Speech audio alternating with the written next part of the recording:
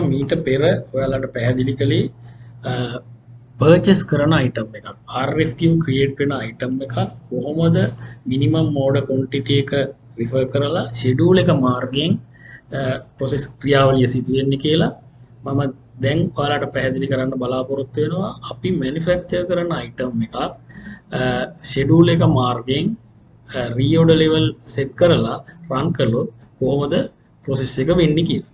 මේක තමයි මම පාවිච්චි කරන අයිටම් එක 26CV0041 මේ තියෙන්නේ ෆිනිෂ් වොලියුඩ් කේසින් එක ෆිනිෂ් වොලියුඩ් කේසින් එකක් හදන්න රෝ වොලියුඩ් එකක් අවශ්‍ය වෙනවා රෝ වොලියුඩ් එකක් හදන්න මෙල්ට් එක අවශ්‍ය වෙනවා මෙල්ට් එක හදාගන්න ස්ක්‍රැප් සහිතව තව කිමිකල් වර්ග සහ අයිටම් ගොඩක් අවශ්‍ය වෙනවා අපි බලමු දැන් මේක කොහොමද ඕඩු සිස්ටම් එකේ ෂෙඩියුල් එක රීෆිනිශ්මන්ට් වලට ඇඩ් කරලා තියෙන්නේ කියලා මේ පෙන්වන්නේ රීෆිනිශ්මන්ට් view එක.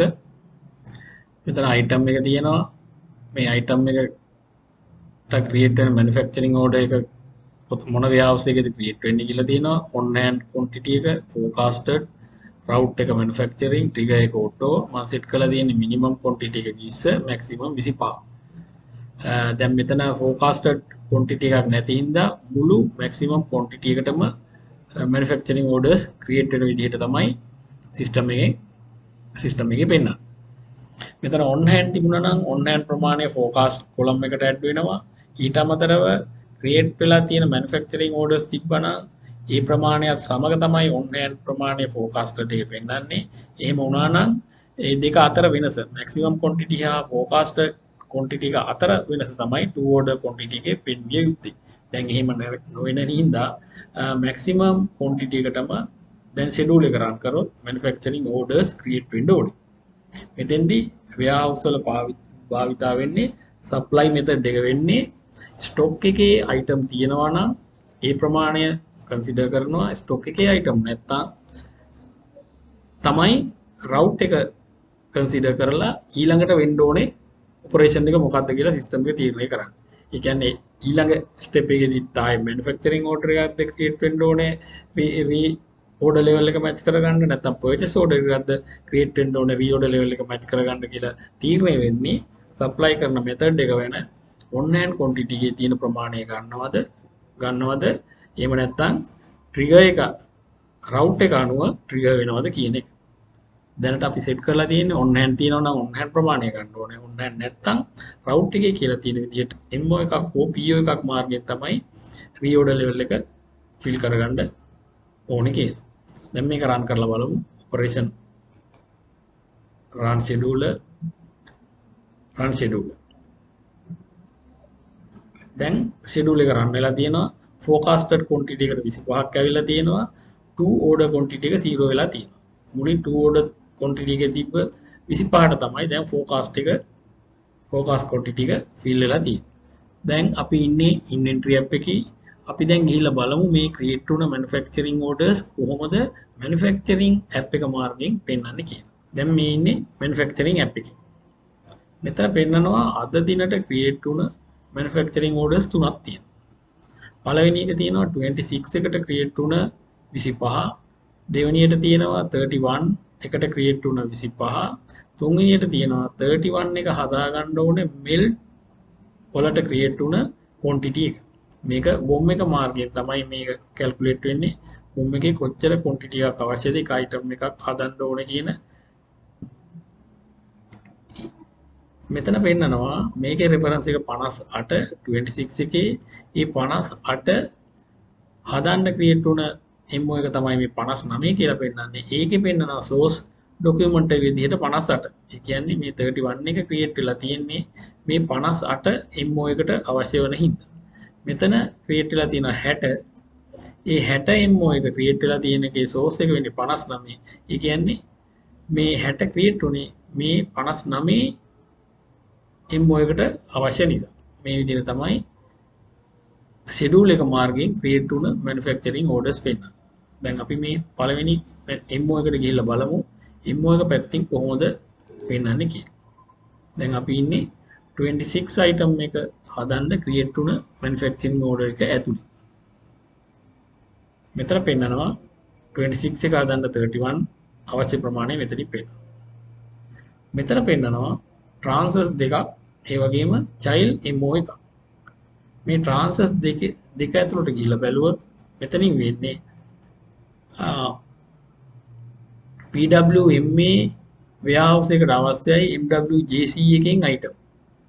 PWM එකේ තමයි 26 එක හදන්නේ 31 එක අවශ්‍යයි 31 එක හදන්නේ MWJC එකේ. එතකොට MWJC warehouse එක කෙනාට request එකක් create වෙලා තියෙනවා system එකෙන් මෙච්චර ප්‍රමාණයක item ඕනේ කියලා. මේක inventory overview එක මාර්ගයෙන් MWJC warehouse එකේ කෙනාට user ට පෙන්නනවා. එයා මේ operation එක complete කරනකම් PWMA warehouse එකේ කෙනාට මේ item එක receive කරගන්න බැරුව යනවා. MWJC එකේ user මේ operation එක finish කරපුවාම ඒ item එක transfer වෙනවා transit location එකට. ඊට පස්සේ තමයි PWMA warehouse එකේ ඉන්න user ට ඒ item එක receive කරගන්න පුළුවන් මේ MO එක finish කර ගැනීම සඳහා. දැන් ආයෙ නැවත අපි MO එකට ගිහිල්ලා බලමු. මේ මම පැහැදිලි කළේ මේ transfers දෙක. ඊට පස්සේ ආයෙ මෙතන child MO කියලා තව smart button එකක් තියෙනවා.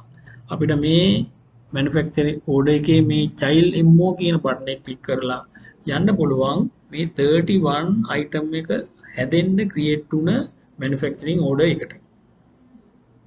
child MO දැන් අපි ඉන්නේ 31 එක හැදෙන්න create වුණ manufacturing order එකේ. source MO එක කියන්නේ අපි මුලින් හිටිය 26 එක හැදෙන්න create වුණ manufacturing order එක. හරි. දැන් ආයේ අපි ඉන්නේ 31 එක හදන MO එකේ එතනක් තියෙන child MO එකක්. ඒකේ තේරුම මේ 31 melt එක හදන්න create වුණ manufacturing order එකට යන මාර්ගය තමයි මෙතන තියෙන්නේ. අපි ඒකට ගිහිල්ලා බලමු. දැන් 31 melt එක හදන්න create වුණ manufacturing order එකේ ඉන්නේ මෙතන source එක විදිහට දැන් අපිට පෙන්නන්නේ 26 එක 31 එක හදන්න create වුණ manufacturing order එක. මෙතනදී transfers දෙකක් create වෙලා තියෙනවා. ඒ transfers දෙක create වෙලා තියෙන්නේ මේ 31 melt එක හදන්න අවශ්‍ය scrap warehouse එකකින් transfer වෙන්න සහ receive වෙන්න create වුණ transfer operation දෙක. දැන් අලුතෙන් smart button එකක් පෙන්නන purchases කියලා. ඒ කියන්නේ මේ item එක 31 එක හදන්න ගන්න මේ item එක සහ අනිත් item තිබ්බනම් ඒවා මිලදී ගැනීමට create වුණ purchase orders. මම හිතනවා පැහැදිලි වෙන්න ඇති කියලා. අපි මේ purchases කියන smart button එකට ගිහිල්ලා බැලුවොත් එතන පෙන්නනවා මේ scrap මිලදී ගැනීමට අවශ්‍ය ප්‍රමාණය සහ අවශ්‍ය ප්‍රමාණය මෙතනින් පෙන්නනවා. ඊට මේ මිලදී ගැනීම සඳහා create වුණ RFQ එක. මෙතනදිත් මේ item එකට purchase මේ item එකේ purchase tab එකට අනිවාර්යෙන් ඇතුළත් කරන්න ඕන තියෙන vendor මේ RFQ level එකේදී මේ vendor වෙනස් කරගැනීමේ හැකියාව, quantity වෙනස් කරගැනීමේ හැකියාව, unit price වෙනස් කරගැනීමේ හැකියාව purchase app එක පාවිච්චි කරන අයට තියෙනවා. මායේ පැහැදිලි කළේ manufacture කරන item refinishment list එකට ඇතුළත් කරලා තියෙන වෙලාවකදී schedule එක run කරන විට සිදුවන ක්‍රියාවලියයි. මෙම උදාහරණයට අනුව නියමිත පරිදි minimum order quantity